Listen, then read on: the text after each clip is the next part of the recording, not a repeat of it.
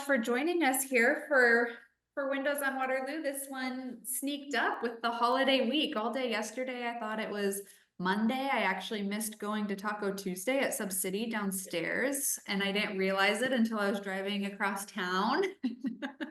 So I was really off all day. And then here we are, Windows Wednesday already. So excited that you're all here. We will get started here just a couple of minutes. We'll let a few more people. We always have some stragglers, the less punctual of the attendees coming in at some point here. So we'll give them a couple more minutes. But in the meantime, I did want to share about just kind of an update with the Waterloo Community Foundation that our annual grant cycle is currently open. So we are accepting applications for grant funding for organizations that are making a difference here in Waterloo.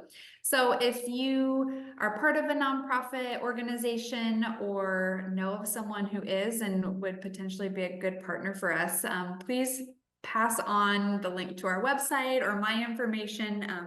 Make sure that gets into the right hands. We would love to hear from your organizations and learn more about what you're up to, and if we can partner in that way. And if you are connected to, we know that there are a lot of great like community-led grassroots type groups and organizations that are doing great work and maybe aren't sure, like, am I eligible? Do I qualify? All of that different kind of stuff. And we would just encourage anybody in that boat too to reach out for a conversation. We would love to talk more about that too and see if there's ways that we can provide resources and help and all of that good stuff too. So never want anybody to count themselves out before we actually get to talk about it. And so just wanted to put that bug out there into all of the ears. I know you're all connected people in the community. And so it looks like Aaron dropped the link to that page into the chat as well. So you can pass on that direct. But with that, I will stop talking and pass the Zoom mic over to Karin Rowe, who's the executive director at House of Hope.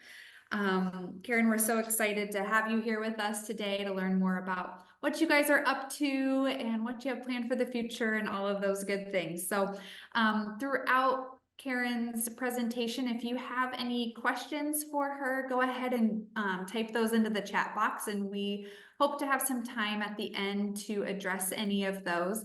Otherwise, yeah, we'll have some Q&A at the end, so you can save them for that time as well. But with that, I will pass things over to Karin Rowe. Thank you, Paige. Thank you all for allowing me to be here today and kind of just talk a little bit about House of Hope. We've got some big stuff coming up here, but I'm going to go backwards and just kind of start with just the basics of who we are and what we do, because it doesn't matter what we're doing in the future as much as it matters what we're doing right here today, every day. So I'm going to go ahead and share my screen. And just kind of talk through this a little bit with you. So House of Hope has been in this area since 1995. So it was started by the churches in the area that just kind of came together and said, hey, we see this problem and we need to get together to do something about it. And it was very much what I know a lot of people love to say, it's the teach a man to fish philosophy, right? So we see this cycle of homelessness with single moms with children in their care. And we've got to find a way to, just put some things in place to stop that from continuing to develop. So they got together, they formed the Christian Community Development, widely known as House of Hope. And so House of Hope started off providing transitional housing to single moms and then evolved and really more individualized support. So looking at each family as they come in and saying what they need in order to achieve self-sufficiency. Over the years, it continued to grow. And, oh, I'm so sorry, this screen is not moving. All right. So, so we now just are serving people in a different way. It's not just transitional housing anymore. And I know that's still what's prevalent in everybody's mind is House of Hope is transitional housing for single moms. But really, House of Hope is individualized support for single moms. But as we grew, we saw some other opportunities. One of those was women that are aging out of foster care. And we said, we need to find ways to stop this before it happens. And we saw women aging out of foster care. 71% were pregnant by the time they were 21, and 80% had experienced homelessness by the time they were 24. That is a homeless single mother. So we then opened up our mission and said, we're going to serve single moms with children in their care and women that are aging out of foster care. So this is how we serve right now. We've got transitional housing for single moms. We've got transitional housing for women aging out of foster care. But even with that, our waiting list kept growing and growing. And we saw by the time we could actually get to somebody, they had so many more barriers. So we opened up outreach. Can we start working with people, even if we don't have housing available, and kind of start problem solving so that maybe they didn't actually have to live at House of Hope. Maybe we could stop it right where it started and be able to help them find housing outside. So that started our outreach program. Now, outreach has kind of taken on a life all of its own over the years. We will always have transitional housing. We will always serve homeless single mothers and women that have aged out of foster care. But the outreach, we just started seeing some more possibilities and it continued to grow. So our outreach eventually divided into 3 different tracks. Our waiting list. These are women that have applied to live at House of Hope that are saying, hey, we either don't have housing right now or we're in the process of losing our housing and we need somewhere to live. We also have what's called Home for a While. And this is women that maybe don't have quite as many barriers, but they still don't have housing. And 3 months of intense case management and partnership could really just flip that around. And so we have apartments rented throughout the Cedar Valley where the women can stay, the families can stay for 3 months while they have intense case management.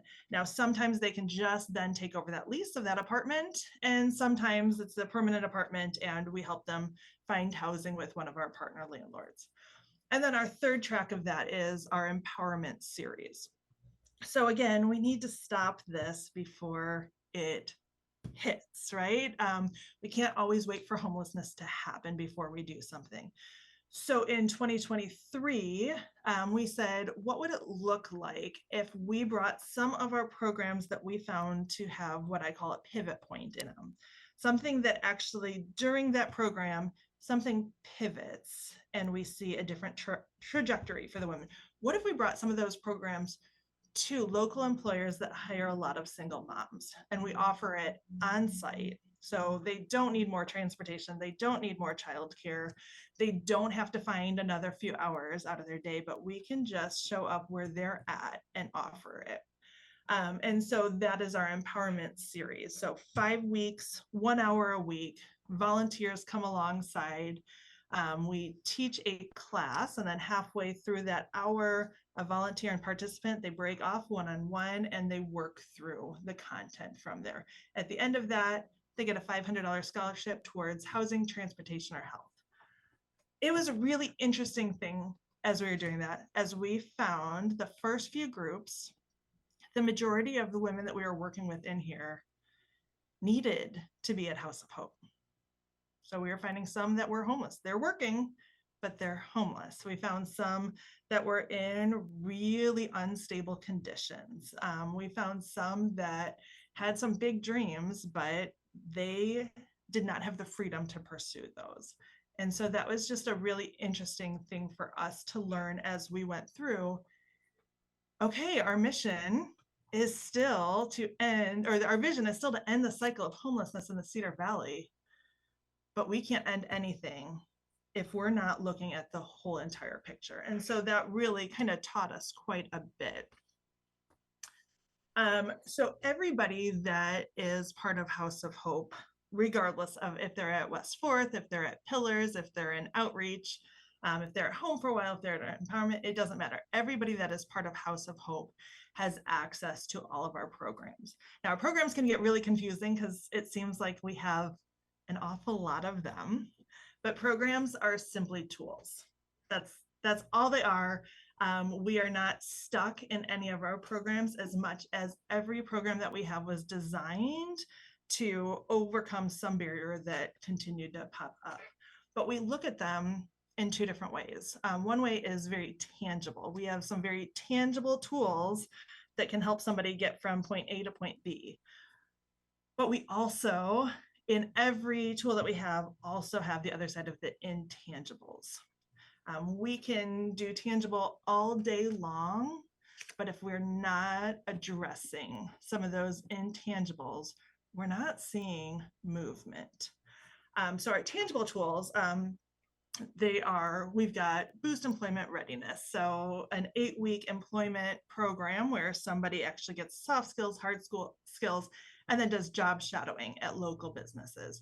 We have financial empowerment, where it's not just about learning about finances or learning financial literacy, it is actually practicing it. So you're going to write down what your income and your expenses actually are. You're going to make a plan and you're going to follow that plan. You're going to make goals for your financial, but then you're going to actually write, what are the action steps? How would I actually accomplish those goals if I chose to pursue them? Everything about that is action oriented in that financial empowerment. Our Driving Hope transportation. We complain all the time about predatory lending, right? Well, how in the world are they supposed to do that when they're paying $500 a month for this piece of junk over here and paying, 34% interest? But it's not enough to just complain about it or tell somebody not to do it, right? We can teach about it all day long. At the end of the day, if that's their only option, that's their only option. So it was about giving a different option. A low interest, so 3% interest rate, an 18-month loan.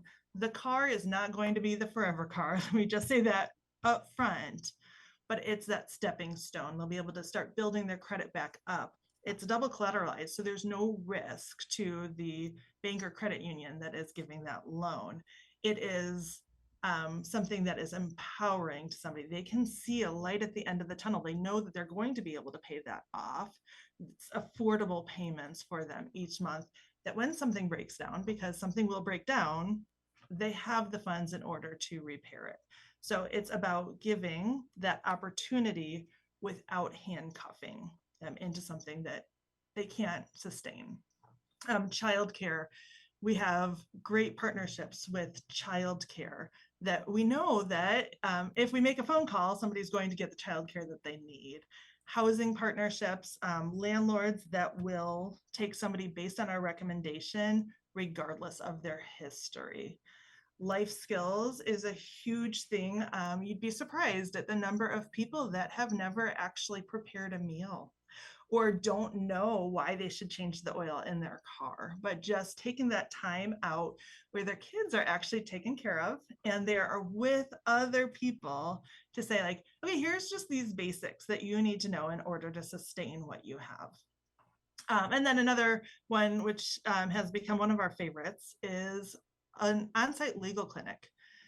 It's amazing how often things don't progress into something big when you just have the opportunity to hear what your true rights and your true options are, and you can make an informed decision, as opposed to ignoring something or getting bad advice and then getting stuck into something that's bad. So those are just examples of some of the tangible tools that we use. The intangibles, those ones are super important, and it's things that are easily missed. The first one on there is health and wellness. Well, you think that's pretty tangible, right? We all need to address our health. There's the intangibles in there too. Daily coping skills, right? You find yourself in stressful situations all the time.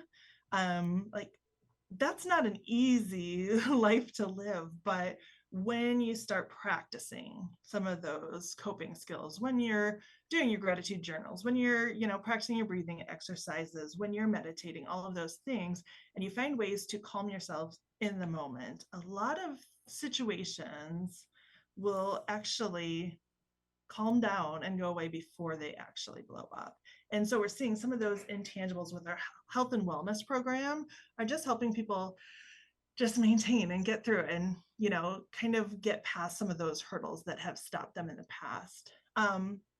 Coffee chats, living in community with other people. And again, all of these are open to everybody. So not everybody that lives in our building are the ones that are attending these things, but coffee chats, we're finding people that are in our outreach program showing up for one of our 2 weekly coffee chat sessions because they're just getting the opportunity to be around other people that are in situations like them and have positive surroundings and support. Play zone, it's easy to forget about the kids sometimes. We're so focused on moms becoming self-sufficient. And here's the next thing you need to do, and the next thing, and the next thing, and the next thing. But we forget about the purpose here, right? Secure families.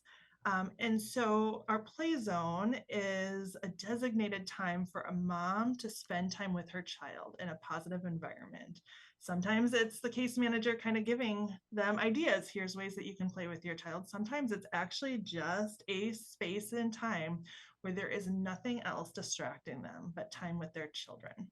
And so those are some of those intangibles that is actually multi-generational, where kids are now getting what they need from mom also, and it's not just focused on have you paid your bills this month, but instead, are you healthy?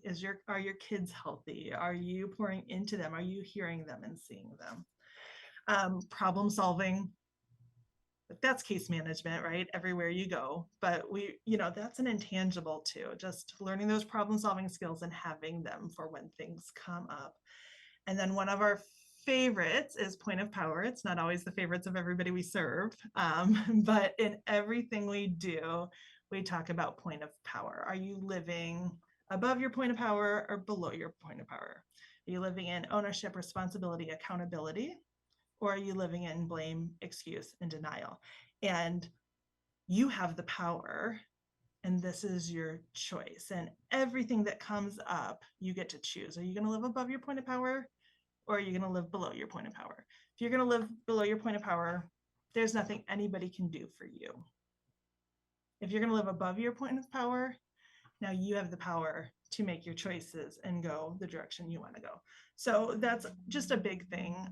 The belonging and self-worth, those are huge, right? We can put everybody in great employment opportunities, but if they don't feel like they fit, they don't feel like they belong, they're never going to do it. If they don't feel like they're enough and that they're good enough, they're not going to be successful. So belonging and self-worth, and just tying that into everything we do. And I know I spent a lot of time on this slide here, but those things are all so important because that is the change. That's the transformation in there. It's not just about having a place to live. It's not just about paying the bills, but it's about all of these things and making sure that you can be fully successful in all areas. Direct assistance is the easy button, right? That's the one that everybody calls for. That's the, hey, can you help with? We don't do direct assistance at House of Hope from a phone call. We do it for those that are actively in our programs. We do it a lot with our scholarships. So, okay, well, if you go through this, then this will be kind of that incentive-based things. Some of them, dental and vision, that's a huge one that people forget all the time about, but we've got great partners in here that will, help us just make sure everybody has just those basic things that they need. We do a lot of subsidized stuff. So if somebody is working full time and has everything in place, but the only apartments available are $800 a month and really their budget is only going to allow them $650 a month, as opposed to putting them in that situation where they're going to be needing help in 3 months because they had to borrow from Paul to pay Peter, right? Or whatever that phrase is at the moment, but they're going to get behind again. So what we'll do is we'll call the landlord and say, hey, we're going to write you a check for $1,800. We would like you to apply $150 a month after this person pays their $650. So they can be successful. And after a year, they know that when that year's up, they're going to have to take on that full 800, but they have that time to grow their income, to decrease their debt, whatever is holding them back from being able to pay that whole thing. We've found that to be highly successful. Nobody has ever come back and said, now I can't pay the full amount. And we've had people that have stayed in the same place for years since we started it. So that's been a great way of just kind of coming alongside someone that is really working hard. Our Home for a While program I mentioned earlier. So that's that 3 months. Now, what's happening in there is we are paying for an apartment for 3 months. Their requirement is they're paying $250 a month. They are participating in case management and whatever programs they need to overcome whatever barrier they got there. And then there's an ally family that is just doing life with them. Now, at the end of that 3 months, what we don't tell them ahead of time is that $750 that they paid in, we're holding that aside, and then we give that to their landlord for their deposit. So during that time, they're working on their plan, they're getting, their employment in place, their income in place, everything ready so that they'll be able to pay their first month rent. They don't know that deposit will be covered for them. And so then when they move in, they're already ahead of the game. I talked about our Driving Hope car loans, and then the occasional time, we have had to do the emergency hotel or rental assistance. And our rental assistance is never 100%. So it's after they've sat down and after they've made a spending plan and after they've really looked at everything. And then we look at it with them and say, like, okay, you can pay 400 of this. For this month, we'll come in with this part. But now your next step is, and make agreements in that way. So those are just some of the ways that we kind of help people through the process, because, even with all the programs in place, there are times that they just need help. They just need help to get through it while they're working through. House of Hope does nothing without partners. And that's a really big thing to us. That's really important to us. If we had to stand alone in this community, we would fall. But we have some really great partnerships around, and I'm not going to name them because I will miss a lot in there. But when I look around at everything we do, there are others involved. And that's kind of a really cool thing that we have just seen emerge over the years. This is a community funded program. We don't get money from the government. We don't get money from the state. It is all from this community. And when we say community funded, like, most people think dollars, but it is in every aspect. We have community partners that are offering employment, offering housing, offering childcare, offering banking assistance, offering so many different opportunities for our women. And that is why House of Hope has been so successful over the years, is because the community has surrounded our women and said, you matter, you're valued, and we are showing up for you in every way possible. So our partnerships is the reason that we have been so successful over the years. Kind of a cool thing, I was just thinking about that this morning. Last week, somebody came in and showed us the house that had the accepted offer on, and closing date. And I started counting, and I realized, man, I didn't realize this, but in 3 years, since 2021, we've had 9 people leave as homeowners. And that number, we're always surprised, because I think that we always forget to count people on there. But we just started naming them. We're like, yeah, 9 people. She will be the 9th person in 3 years. And we have several that are working on it for next year right now. So it's been kind of cool to see that happen.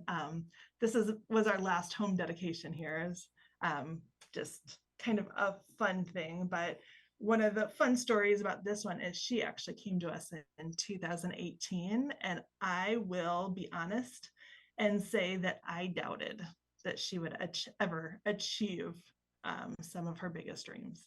And so this summer we got to stand in there, and I bawled like a baby as she reached the one thing that I just wouldn't have said was possible 6 years ago, but she just stayed with it. Again, community surrounded her and showed up for her over and over, and she got her home. So all of that is leading to why you asked me to come today. We have long since seen the need to just continue on that track of how do we stop things before somebody ends up homeless? How do we reach people when they first need help and not after they start to drown? And so we are building onto our current building an empowerment center. And this empowerment center is mostly programmatic space. It does have one apartment in there, which will be for somebody that's on the track of home ownership and doesn't need the day-to-day case management, like maybe somebody that's living in our building. But this is going to be open to all single moms and women that have aged out of foster care, regardless of their situation, to come in, to participate in programming, to help with problem solving, to do scholarship programs, to be in community with others, and to really start opening up the path to reach out for their dreams and their goals. When we first set out to do this, we said this is going to double the number of families that we serve. We've already doubled the number of families that we serve since we said that. So I don't really know what to say anywhere about this, but this is going to open up our capacity to serve another 60 to 80 families each year. We're going to have to serve differently. We're going to have to do more groups,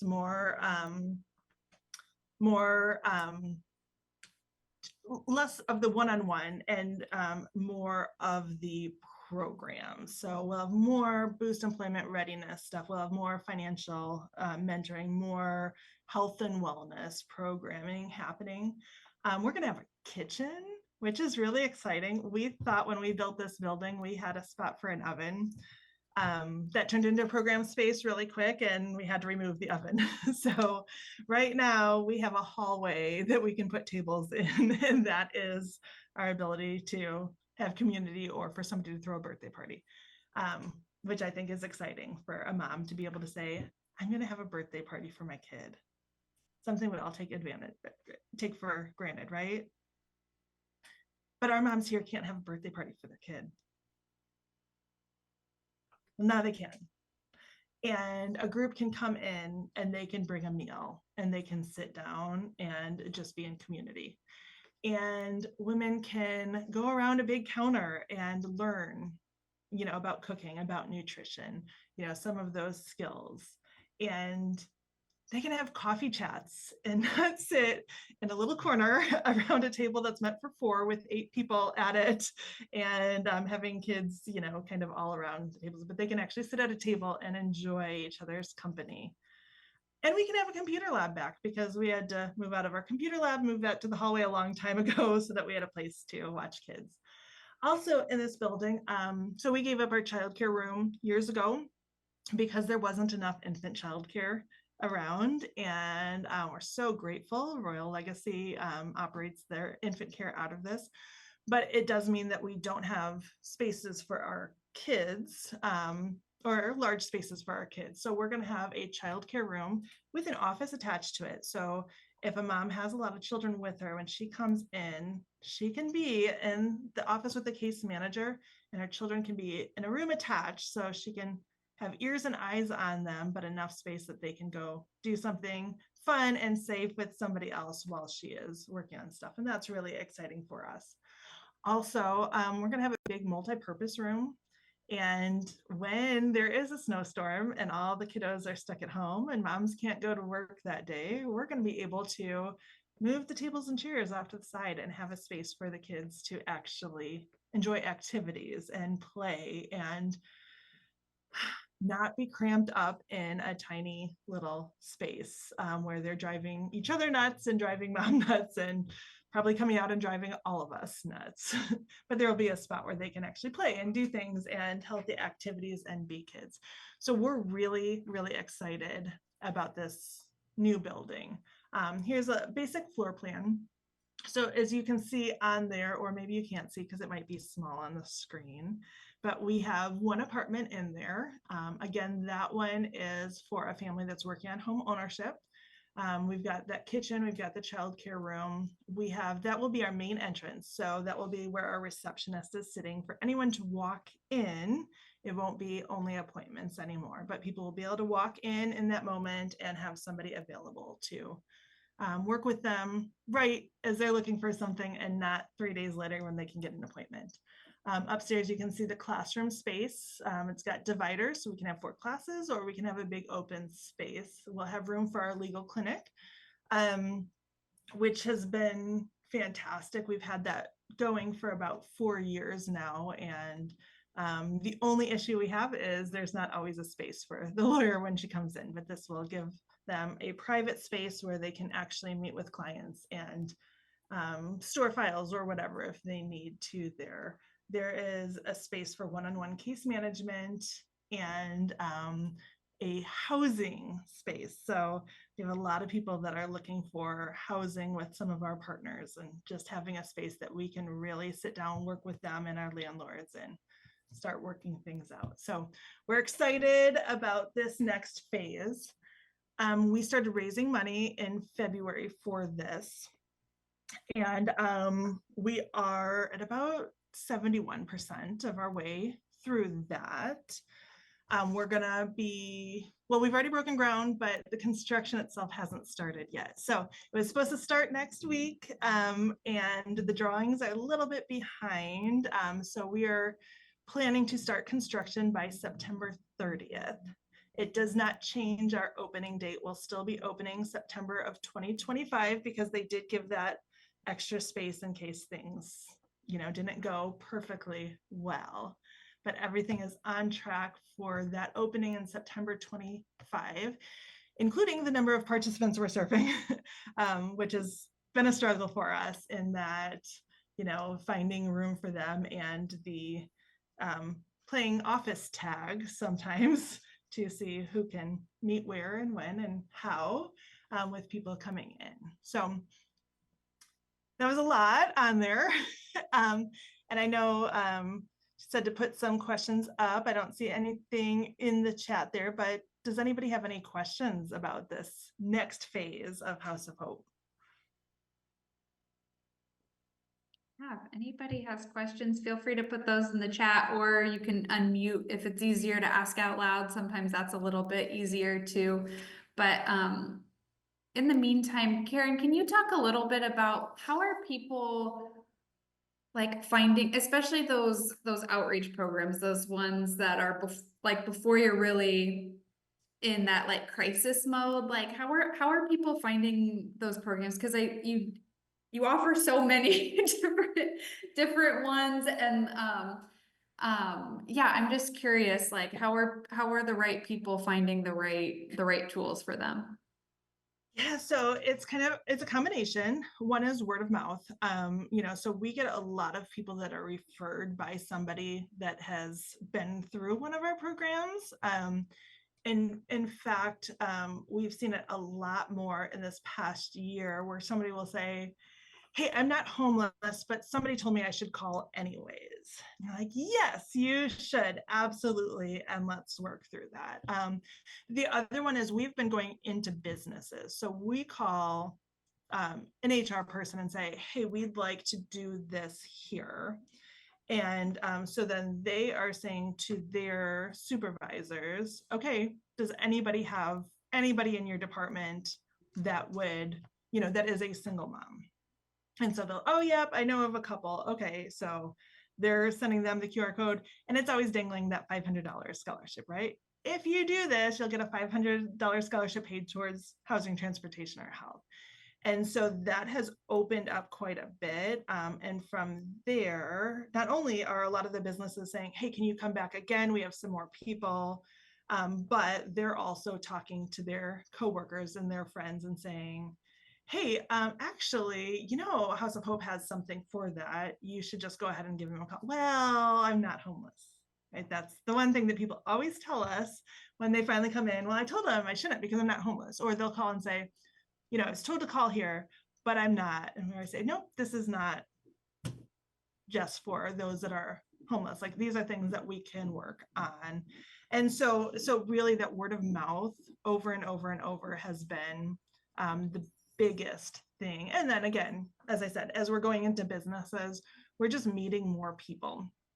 And, they're kind of saying like, okay, yeah, I'll do this program. And then in the middle of that, hey, actually, the house that I live in has mold and there's a wall missing, or there's this or this. Does that sound okay to you? And we'll say, no, it's not. And here's what we can do about it. And so then they'll start coming in as opposed to just doing those. And we're just finding more and more of that. The more we go out, the more the word is being passed on, and people that we're meeting there are coming back in.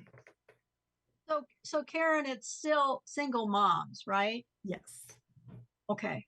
I just want to make sure, because I've got people that call me for my agency, and sometimes they have kids and sometimes they don't. So yeah, we're still focused on single moms, and then also women that have aged out of foster care. So if they had out of home placement, I shouldn't always say aged out of foster care. If they had to live out of their home in their teenage years and they're between 18 and 24, they're also eligible even if they don't have kids. But, okay. Yeah. Thank you. Yeah, Karin, I appreciate you sharing too about all of the different partnerships and collaborations that you guys are part of in the community, because I think you do such a beautiful job of like, we have our, like, we know what our mission is and we have our focus, and we can bring other, you can still be doing your thing, and there are also things that we can be doing together. Do you have any, like, I would love for you to kind of go on your like philosophical soapbox here a little bit of like the power of that, but then also, do you have even like advice for maybe another nonprofit who is thinking that way of like, I know that there's potential for partnerships or collaboration out there, I just don't know like how to get that energy started. I think sometimes it can feel kind of intimidating or hard when you like, I don't know, do they want to know? It can be kind of a hard hurdle for some of us to get over. Do you have any just like advice or anything like that about people who are wanting to jumpstart some of that kind of partnership and collaboration? Yeah, I don't know advice so much. I will say none of us can do it all. And so that's the first thing. We just have to admit that, right? We can all do something really good, but the more we have to spread out,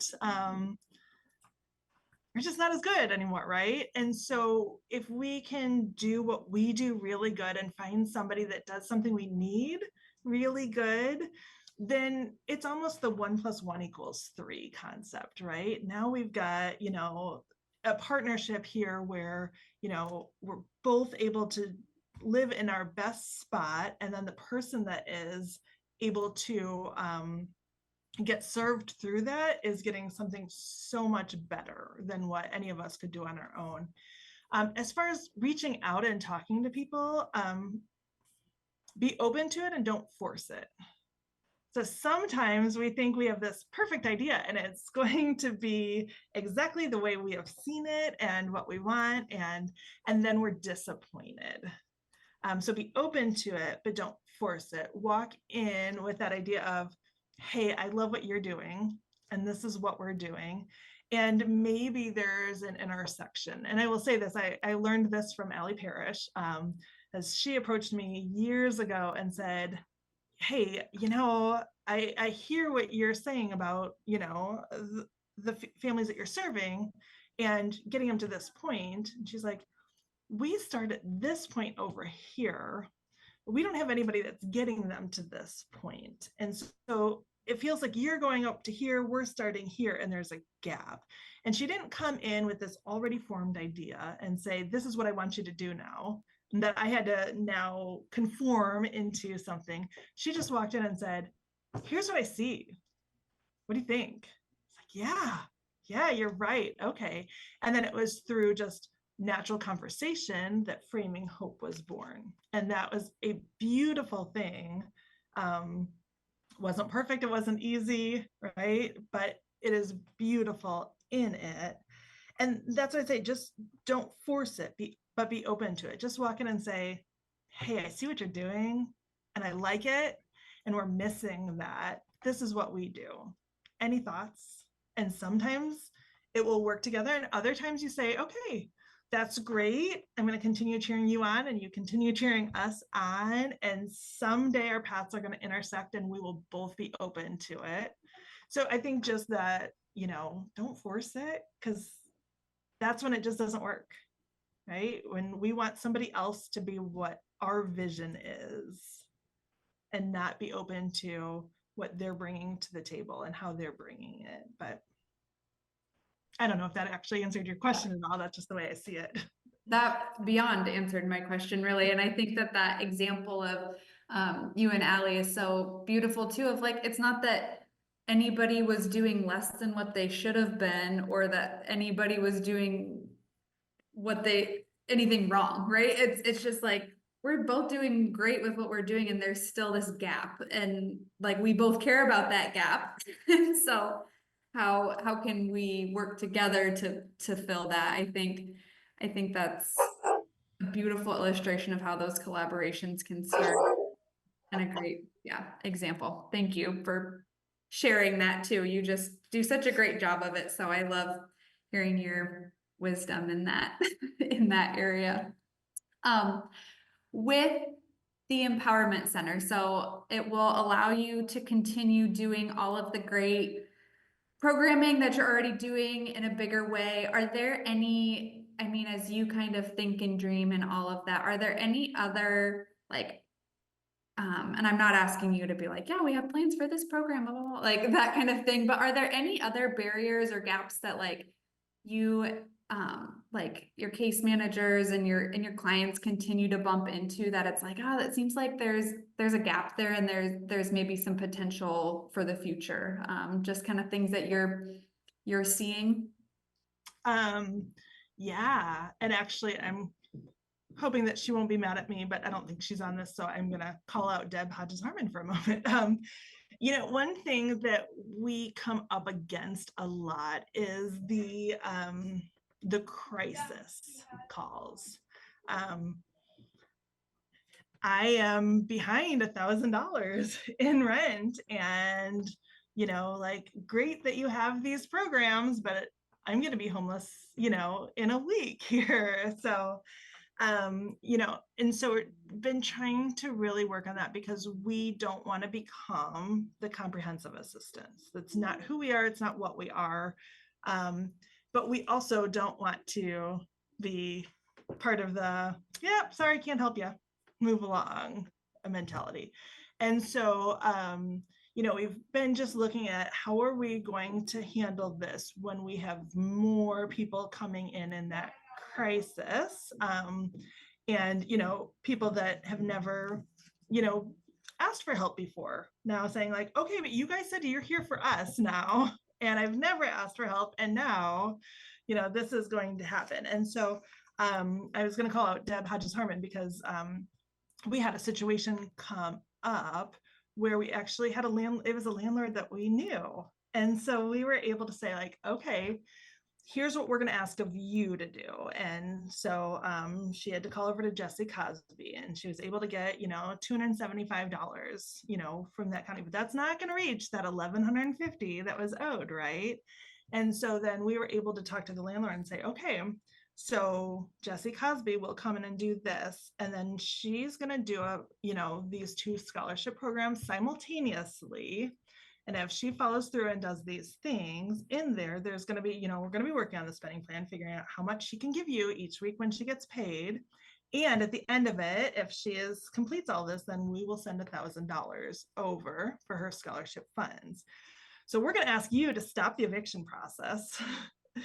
Jessie Cosby is going to show up with just a little bit of good faith money. Then she's going to do the work over here. Now we know that this is a risk. And so we've been kind of working with Jessie Cosby of like, how do we formalize this? How do we come up with some more partnership ideas that are some of that, like, okay, we need a four-way win here. The landlord, they need to get paid, right?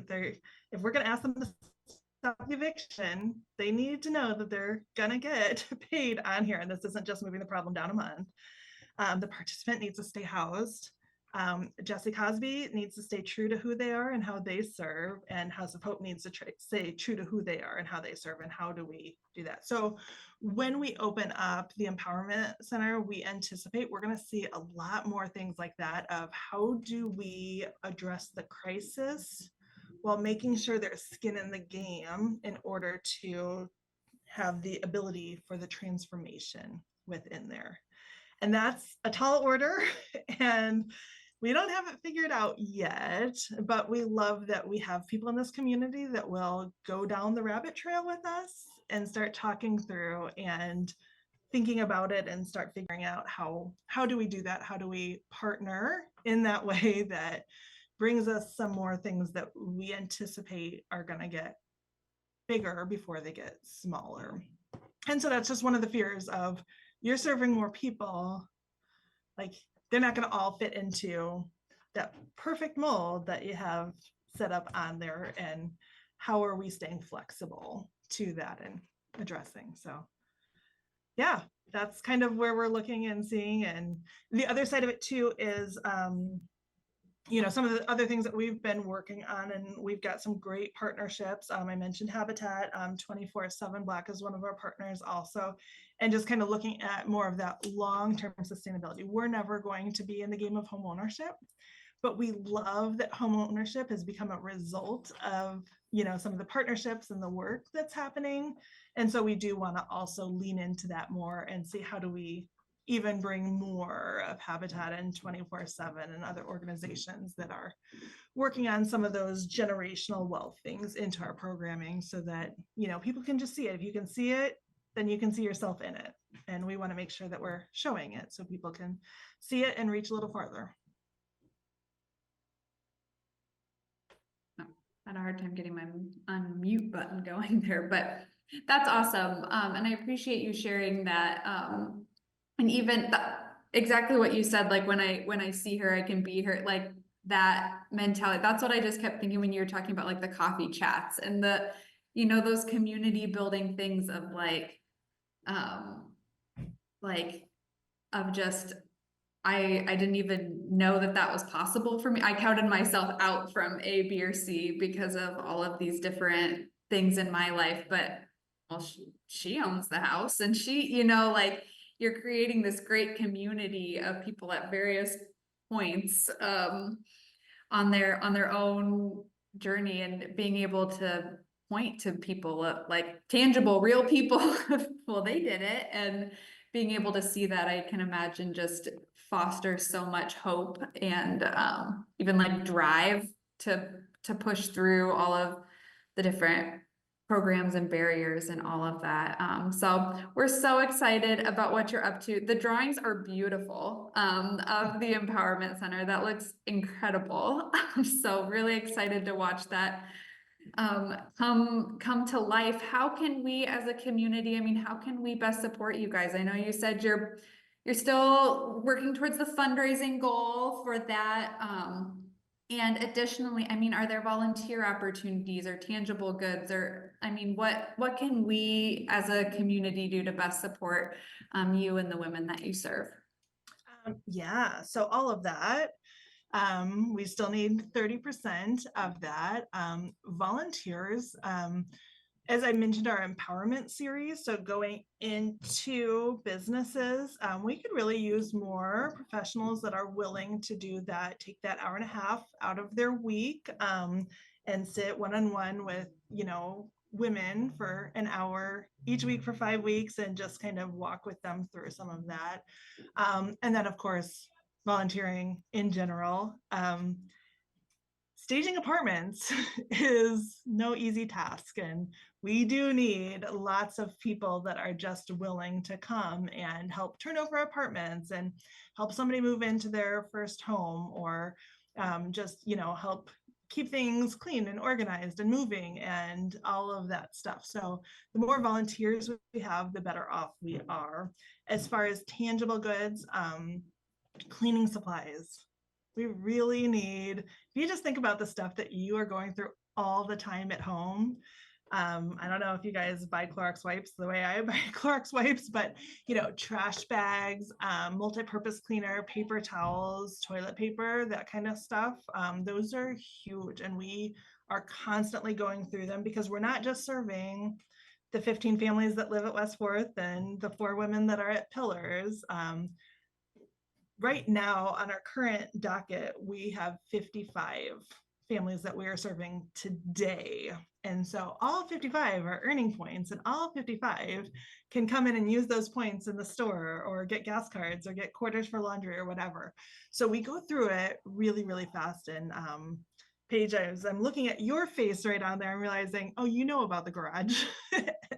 More than anybody ever wants to know about the garage. So that there is just needs there of, the disposable items, and then the helping of moving things, refurnishing that apartment, making the bed. So when a family moves in, they feel like they are at home right now, and just, helping people kind of transition from one stage of life to the next. Awesome. Thank you for sharing that. And we, for everybody here, we've been recording this session. We will send it out, and we'll send the link to kind of the list of like donations and volunteer opportunities and all of that as well, so that you can refer back to that when it makes most sense. But awesome. Karin, thank you so much for all that you've shared, for all that you're doing in our community, you and your team. I mean, you guys are doing such incredible and important and loving work. Like, that's what I just feel from you throughout all of this too. It is about making the best, making people feel loved through this whole process too. And like they matter, and that somebody's in their corner and cares for them. I mean, just that approach in itself is so important. And we are just really lucky to have you guys here in the Cedar Valley doing the work that you do. So thank you so much for being here, for taking the time. We appreciate it. Thank you to everybody who joined us as well. We'll send out the recording here in the next few days, so feel free to pass on and share with other people. It will also be on social media and all of the places. Hope that you all are able to share what you've heard today with others in our community too.